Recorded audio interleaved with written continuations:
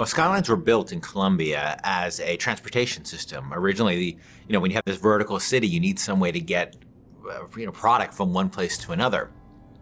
But what started happening along the way is, first this was kids, because it's always kids, right? Started figuring out a way to get these skyhooks that they could connect to the lines and sort of get from one place to the city and do these acrobatic feats on them.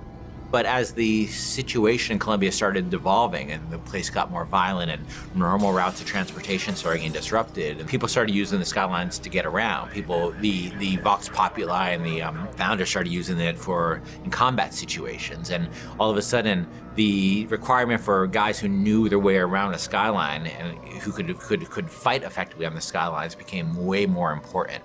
And by the time Booker gets to Colombia, the skylines have a broad range of usage, and you'll see in the demo, cargo being moved around on those things. That creates even a more hazardous situation. But there's also people using it for all kinds of purposes, including and especially combat.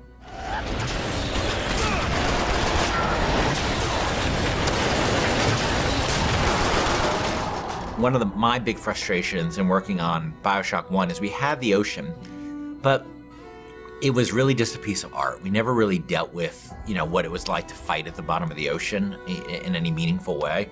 And in Infinite, we wanted you to be in the sky. We wanted the visuals, obviously, of that, which I think are really great. But we also wanted vertical combat.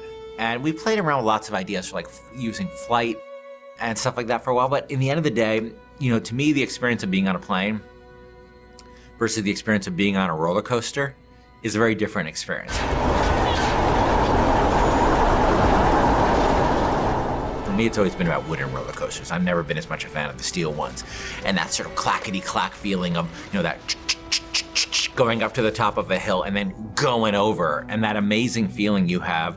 And I really want to put that in a game. I want to get that feeling in a game. And then, of course, being a video game, I want to enhance that with combat. I want to be on one of those old wooden roller coasters that's stacked upon another wooden roller coaster in this city, and jumping from one to the other with weapons, with people shooting at me. I just wanted to get that feeling. And this isn't a monorail. This isn't a people mover. This is something that is incredibly vertical. It's incredibly open-ended. And that's what BioShock games are about. They're about giving the player a ton of tools and a ton of options and just letting them go to town. The skyline! Follow me!